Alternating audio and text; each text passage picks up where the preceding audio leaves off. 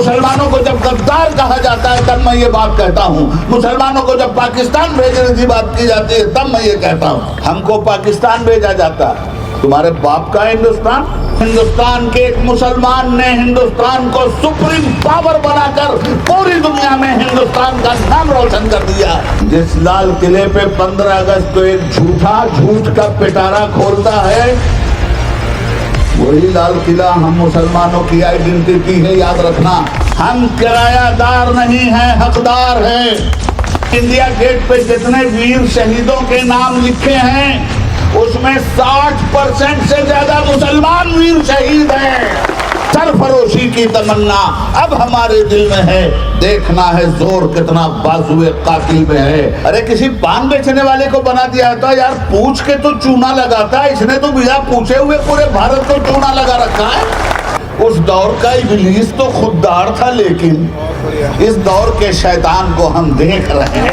हम तो पिछले को भी समझते थे समझदार, मगर चंदर चूड़ के बजाय चंदर चोर साबित हुआ।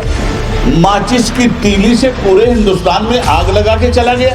बाबरी मस्जिद भी राम जन्मभूमि पर नहीं बनी थी, तो जब उसके नीचे कोई मंदिर ही नहीं तो राम मंदिर का क्या सवाल भाई।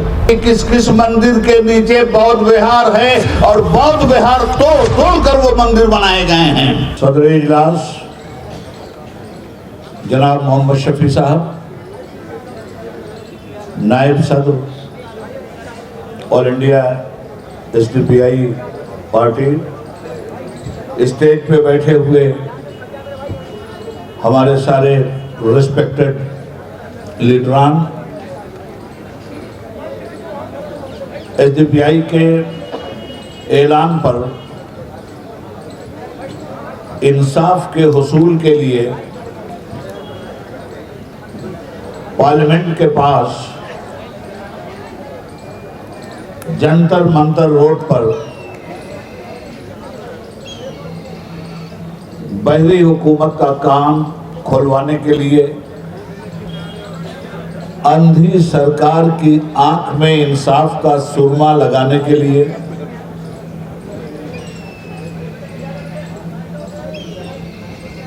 और समाज को गूंगा बनाने वाले पार्लियामेंट में बैठे हुए बहरूपियों के लिए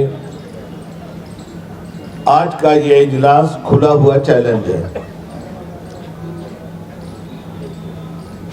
मुक़य्यद कर दिया सांपों को ये कहकर सपेरों ने, सपेरे पिटारे से निकालते हैं सांप और लोगों को डरवाते हैं, मगर ये पार्लियामेंट में बैठे हुए सत्ताधारी सपेरे, इन्होंने कुछ ऐसा जहर उगला है नफरत का कि कहने वाला कहता है कि मुक़य्यद कर दिया सांपों को ये कहकर सपेरों ने, अब इंसानों को इंसानों से डसवाने का मौसम है।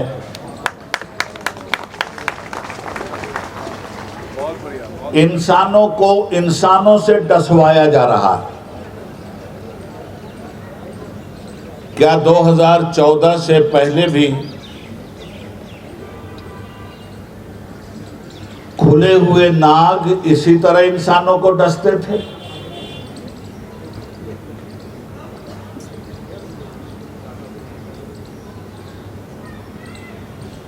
जिस सिमत नजर रुकती है शोला है, धुआं है। जिस सिमत नजर उठती है शोला है, धुआं है। मैं ढूंढ रहा हूं कि मेरा मुल्क कहां है। एक गंगो जमन ही नहीं इस मुल्क की रौनक, हर लम्हा यहां खून का दरिया भी रवां है। कभी मॉब लिंचिंग, कभी औरतों की इस्मत दरी, कभी मस्जिदों पे हमला, कभी दरगाहों पे तोड़ फोड़, कभी बेकसूर लोगों के मकानों पे चलता हुआ बुलडोजर। क्या ये एक आजाद हिंदुस्तान की तस्वीर है? क्या आज़ादी का ख्वाब इसीलिए देखा गया था? मैं जज्बाती कोई तकरीर नहीं करूंगा, चंद बातें आपके सामने रखना चाहता हूं। और मैं ये बातें तमाम मुसलमानों से भी कहता हूं, हिंदुओं से भी कहता हूं, इसके ऊपर उठकर तमाम हिंदुस्तानियों से कहता हूं। हमारे मजहब अलग हो सकते हैं, हमारा देश एक है। हमारे धर्म अलग हो सकते हैं, रहन सहन अलग हो सकते हैं, मगर कोई चीज तो है जिस पे कॉमन मिनिमम प्रोग्राम किया जा सकता है, उसी का नाम तो हिंदुस्तान है। कश्मीर की वादी से लेकर कन्याकुमारी की सरहदों तक, बंगाल की खाड़ी से लेकर गुजरात की धरती तक, इस मुल्क में बसने वाले लोग ही तो हिंदुस्तानी हैं। हम एक हैं। हम दुनिया के दूसरे मुल्कों में जाते हैं तो हमें परमिशन मुसलमान और हिंदू के नाम से नहीं मिलता, हमें वीजा इंडियन नागरिक होने की बुनियाद पे मिलता है। तो मुल्क की सरहद के बाहर जो ही हम गए, हिंदू हो के मुस्लिम, सिख हो के ईसाई, सबकी एक पहचान होती है कि इंडियन जा रहा है। हम हिंदुस्तानी हैं। और यही वजह है हम कहीं बटे नहीं हैं। ये जो नारा लग रहा है, बटोगे तो कटोगे, ये बांटने वालों का नारा है, जिन्होंने इंसानों को, कुछ लोगों को ऊंची जात बिरादरी बनाकर मुंह से पैदा कर दिया और कुछ लोगों को बांटा तो बाहों से पैदा कर दिया और कुछ लोगों को बांटा तो पेट से पैदा कर दिया और कुछ लोगों को बांटा तो शूद्र बनाकर पैर से पैदा कर दिया। वो नारा लगा रहे हैं कि बटोगे तो कटोगे, बांटा तो तुमने, बांटने के जिम्मेदार तो तुम हो, हम तो जोड़ने के जिम्मेदार हैं, हिंदुस्तानियों को इकट्ठा करने के जिम्मेदार हैं। हम तो हिंदू का हा निकालते हैं, मुस्लिम का माँ निकालते हैं, इधर से हा निकालते हैं, इधर से माँ निकालते हैं और मिला के हम बनाते हैं ताकि मजबूत हिंदुस्तान बने। बटोगे तो कटोगे, बटोगे तो कटोगे नहीं, बटोगे तो मिटोगे। तुम हिंदुस्तानियों को बांट रहे हो। तुम हिंदू मुसलमान का घर नहीं जलाते, तुम हिंदुस्तान का घर जलाते हो। तुम हिंदू मुसलमान की हत्या नहीं करते, तुम हिंदुस्तान की हत्या करते हो। हिंदुस्तान का संविधान और हिंदुस्तान का कानून सारे लोगों की रक्षा सुरक्षा की जब गारंटी देता है, उसी रक्षा सुरक्षा वाले कानून के की आंखें आज पार्लियामेंट में फोड़ी जा रही हैं, उसके कान पार्लियामेंट में तोड़े जा रहे हैं। सही कहा था शफी साहब ने, पार्लियामेंट में जो लोग बैठे हैं उनमें ज्यादातर तादाद 10 नंबरियों की है। इस मुल्क में आज लीडर बनने की पहचान फिरका परस्त पार्टी ने यह बना दिया कि कोई छिछोरा आके टीवी पर मुसलमानों को गाली दे दे और रातों रात लीडर बन जाए। हाय हाय हाय, जिस कौम के पास कुछ भी नहीं, ऐसी भिखारी कौम भी लीडर बनती है मुसलमानों के नाम से। हम वो ताकत हैं कि हमको गाली भी देते हो तो तुम पूजे जाते हो। औकात अपनी भी पहचान लो, औकात हमारी भी पहचान लो। हिंद को नाज है जिस पे वो निशानी हम हैं, ताज और लाल किला के यहाँ बानी हम हैं। हमारी आइडेंटिटी पूछी जाती, हमको पाकिस्तान भेजा जाता, तुम्हारे बाप का हिंदुस्तान। दुनिया का कोई मुल्क हिंदुस्तान की तरफ आंख उठा के नहीं देख सकता, इसलिए कि हिंदुस्तान के एक मुसलमान ने हिंदुस्तान को सुप्रीम पावर बनाकर पूरी दुनिया में हिंदुस्तान का नाम रोशन कर दिया। हमसे हमारी आइडेंटिटी मांगते हो, हमारा आधार कार्ड मांगते हो। जिस लाल किले पे 15 अगस्त को एक झूठ का पिटारा खोलता है, वही लाल किला हम मुसलमानों की आइडेंटिटी है, याद रखना। जिस ताजमहल का दर्शन करवा के पूरी दुनिया से पैसे लेते हो, वही हमारा आधार कार्ड है, याद रखना। अब उसके अंदर मंदिर तलाश कर रहे हैं, बनाया कुछ नहीं। भिखारियों, खुदा की शान वो नादान समझें बेजुबान हमको कि जिन पर रहम खाकर मुफ्त में बख्शी जुबान हमने। आओ कभी डिबेट करो कायदे से। हम जानते हैं कि जालिम जाहिल होता है, जालिम कानून की जुबान नहीं समझता, जालिम के सामने कानून की कोई हैसियत नहीं होती। पार्लियामेंट के दरवाजे पे मत्था टेका जाता है। बाबा साहब भीमराव अंबेडकर के संविधान के सामने सर झुकाया जाता है, और यही ड्रामा करने वाला पूरे हिंदुस्तान में इलेक्शन में जा जाकर बाबा साहब के संविधान की धज्जियां उड़ाता है। इसका लेक्चर देखो, इसकी पिक्चर देखो। जिस संविधान का शपथ ग्रहण पार्लियामेंट में हो रहा है, उसी संविधान को अपनी बोली से कुचला जा रहा है पूरे हिंदुस्तान में। हालात जब इस तरह के मुल्क के हो गए हैं, तो मुल्क में एक इनकलाब की जरूरत है। पार्लियामेंट करप्टेड लोगों से भर गई है। मुल्क पे सत्ताधारी हुकूमत इंसानियत का खून पसीने की तरफ बहाने के लिए दरिंदों को खुली हुई छूट दे के बैठी है, और पुलिस का इस्तेमाल देश की जनता की हिफाजत के लिए नहीं हो रहा है। पुलिस का इस्तेमाल एक दरिंदे और भेड़िए की तरह किया जा रहा है। पुलिस का काम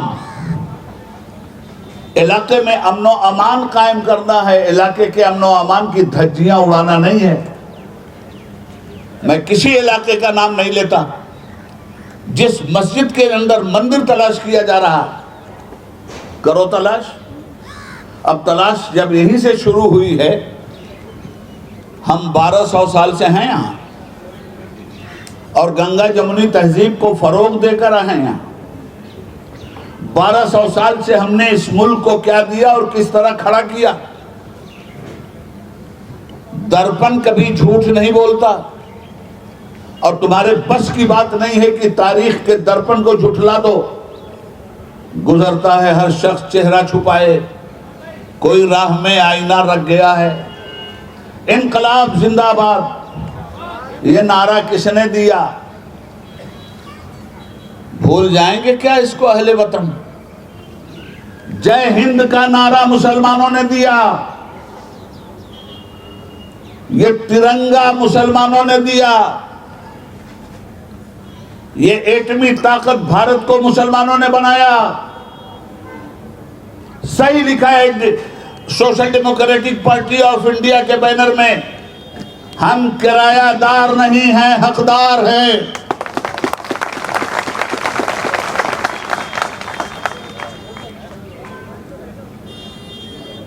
मुसलमानों को कहां कहां तलाश करोगे, क्या क्या तोड़ोगे? सबसे पहले जाकर के अब वही इतना ही बाकी रह गया कि इंडिया गेट तोड़ दो। इसलिए कि इंडिया गेट पे जितने वीर शहीदों के नाम लिखे हैं, उसमें 60% से ज्यादा मुसलमान वीर शहीद हैं।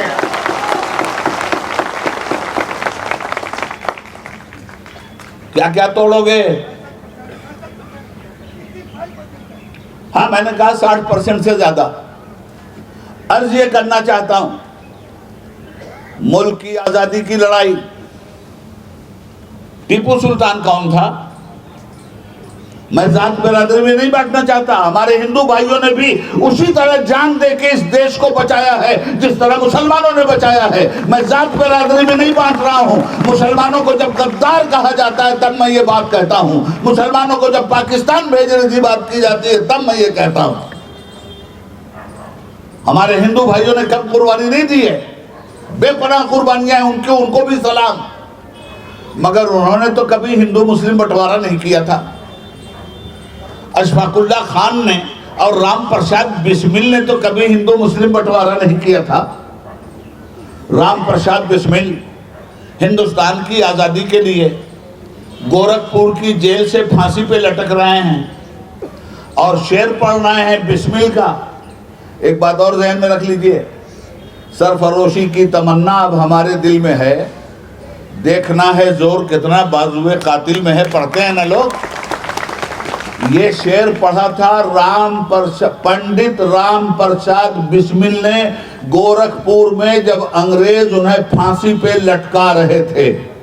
क्या पढ़ा था उन्होंने राम प्रसाद बिस्मिल ने? वो भी शायर थे उर्दू के, उनका तखल्लुस था बिस्मिल।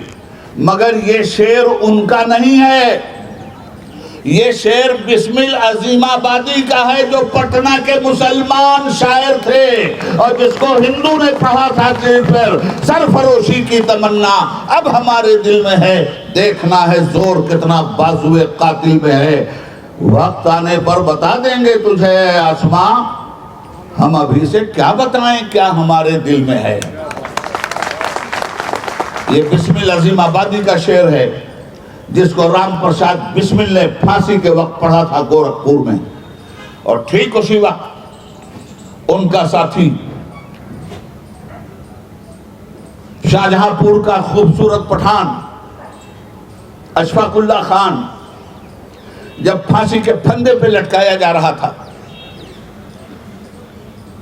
तो उससे कहा गया था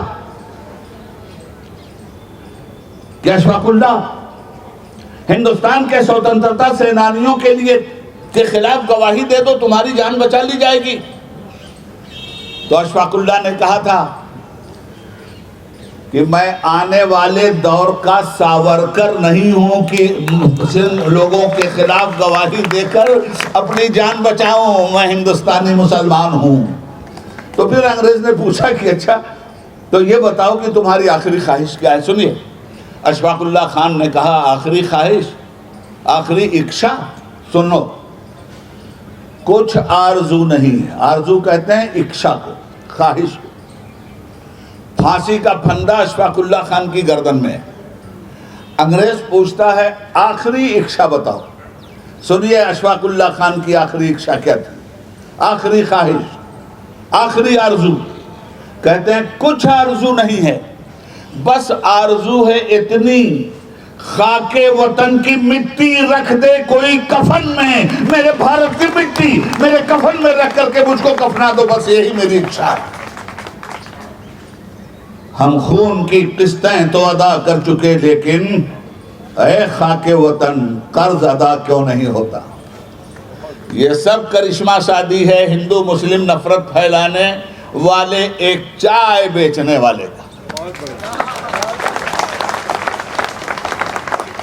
एक भगोड़े का।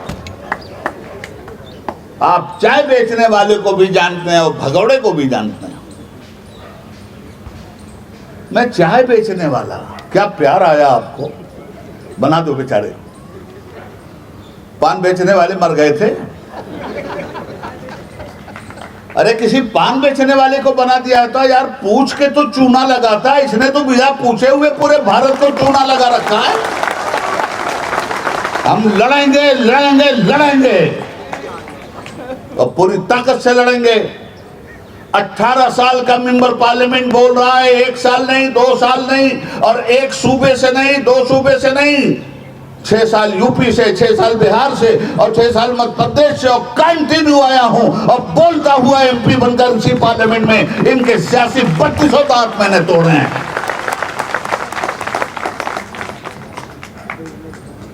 क्या क्या ना उम्मीदें थी तेरे अहद से हमको, क्या क्या न तेरे अहद में हम देख रहे हैं।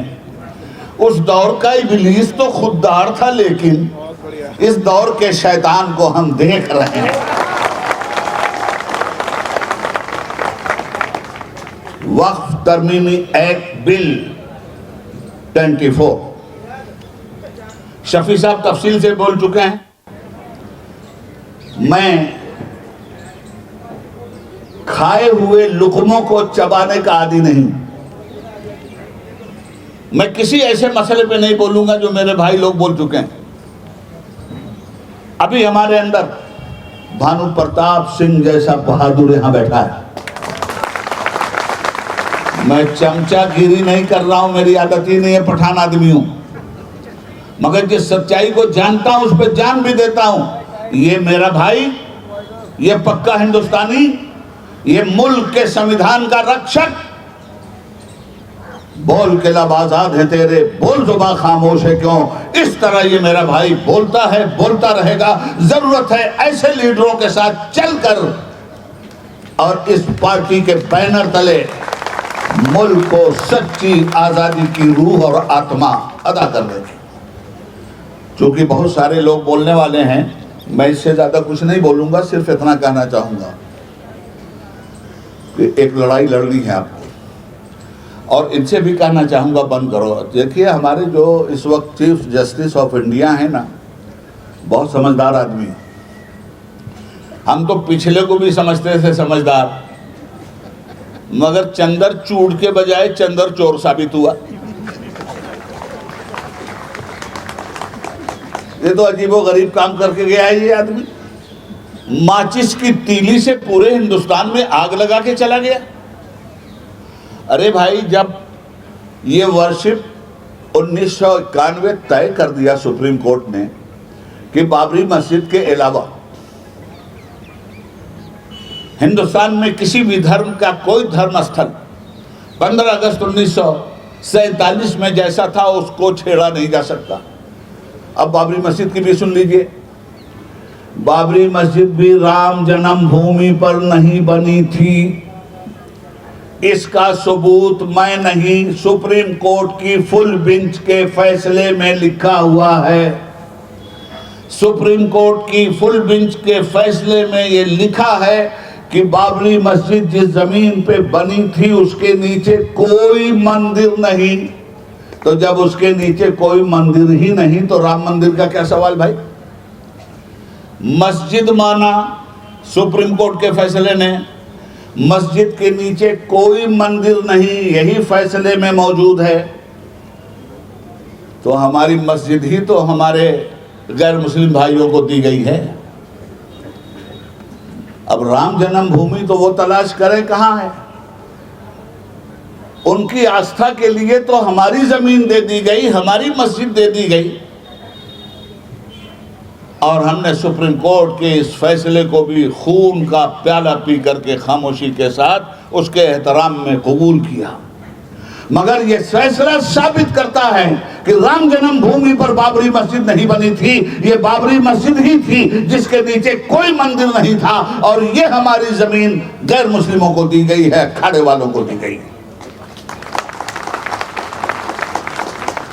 तो हम जो लड़ाई लड़े थे उसमें हम ये साबित तो कर गए कि ये राम जन्मभूमि नहीं है, इसके नीचे कोई मंदिर नहीं है।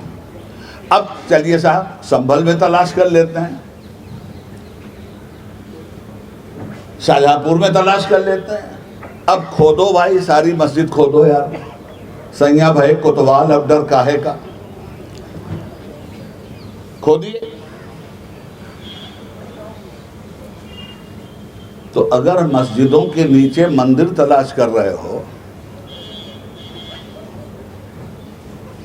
तो अब बौद्ध धर्म के लोग भी मंदिरों के नीचे बौद्ध विहार तलाश करने लगे हैं।